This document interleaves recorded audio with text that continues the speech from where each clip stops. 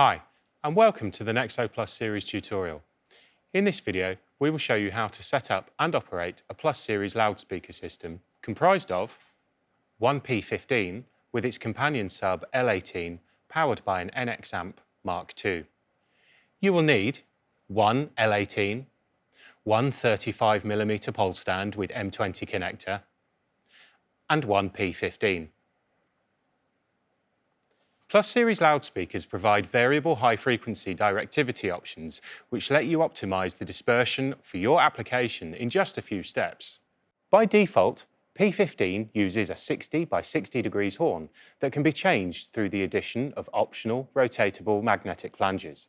One is 90 degrees by 40 degrees, the other is the asymmetrical PS horn. Before assembling the system, you have to check the directivity device option and orientation of your loudspeaker. Place the cabinet down on the ground or any flat surface. Unlock the two quarter-turn screws with the help of a small screwdriver. Then remove the grille. Remove the four magnetic caps and store them in the housing. Insert the optional HF directivity device. The magnet will keep it in place.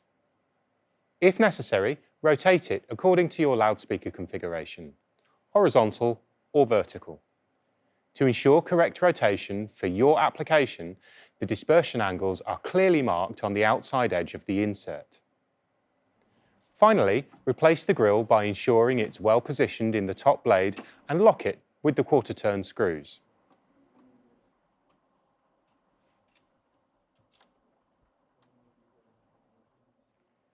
Once the directivity device is set, the system can be mounted on a pole stand by using one of the two holes available on both sides of the speaker. The speakers are equipped with two Speakon NL4 connectors with parallel wired pins. On the back, a switch allows selection between active and passive mode. In passive mode, P15 uses the +2, -2 pins, and L18 uses the +1, -1 pins. In active mode, the low-frequency driver uses the +1, -1 pin. The high-frequency driver uses the +2, -2 pin. Nexo speakers must be used with a Nexo processor to perform at their best efficiency and safety. In passive mode, L18 is set on channel 1 and will be routed to output A on +1, -1 pins. P15 is set on channel 2 and will be routed to output A on +2, -2 pins. Finally, both signals feed one single NL4 connector on output A, so it's easy to connect the NX amp to the sub with one NL4 cable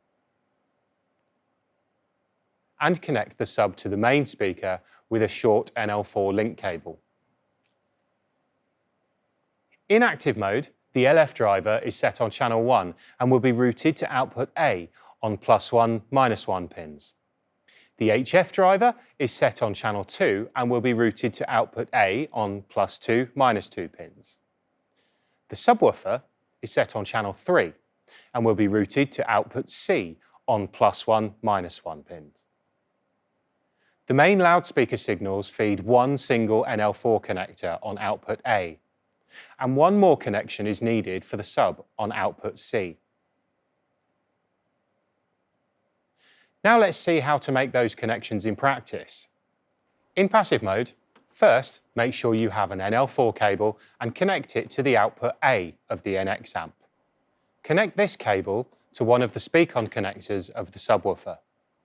Connect your second short link NL4 cable from the other Speakon connector up to the Speakon connector of the main loudspeaker. 3 locations for connecting are possible, one at the back and one per side.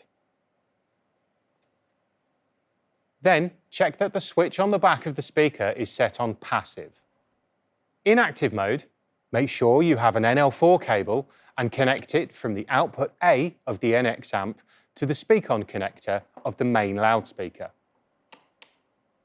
Then check that the switch on the back of the speaker is set on active. Connect your Speakon cable from the output C of the amplifier to the Speakon connector of the subwoofer. Your system is now properly cabled. it's time to operate your NX amp with the correct preset. Power on the NX amp with a long press on the rotary encoder. Once the boot up is completed, the default setting menu will appear. Now, press the bottom part of the display to access the presets menu. This menu allows you to select either a speaker preset for each selected channel or a 4-channel speaker preset arrangement provided by Nexo. Pressing the Nexo button will display standard speaker setups like L18 and P15. Turn the encoder until you find a preset that fits your application. Then press Recall. The default screen is now displayed.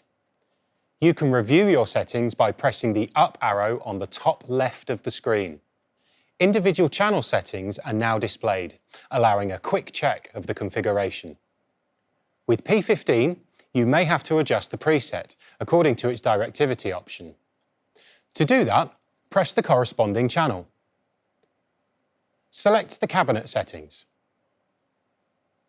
Choose your current horn and its application mode. And finally, its crossover frequency. Your custom preset is now ready to be recalled. The next step is to check your input patch.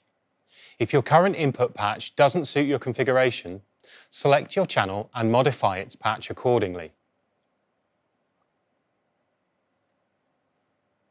Once the operation is completed, it's easy to check both input patch and output patch with NL4 pin allocation. Finally, press the down arrow to access volume settings. Select your channel and rotate the encoder to increase the volume. If you need more details, you can download the user manual from the Nexo website. Thanks for watching and see you soon.